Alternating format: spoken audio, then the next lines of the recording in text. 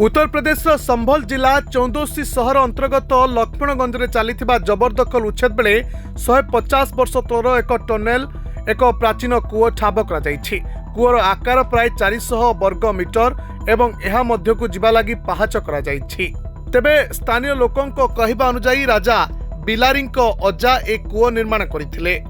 यह 3 स्तर विशिष्ट उपर स्तर इटारे तैयारी होइतिला बेले भीतर 2 स्तर मार्बल प्रस्तुत करा जायछि। सेबई ठाब होइतिबा टनेल निकट में बांके बिहारी मंदिर को संजोग करुथवार अनुमान करा जाउछि। स्थानीय लोकों कहवा अनुजाई 1857 सिपाही विद्रोह बेले ए टनेल खोला जाइथिला।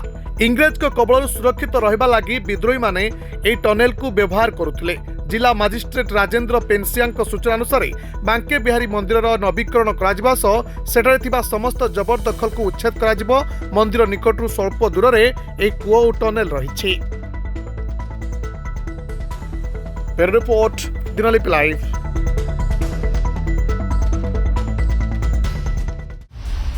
दिनलिपि लाइव को एबे ही लाइक शेयर सब्सक्राइब करंतु।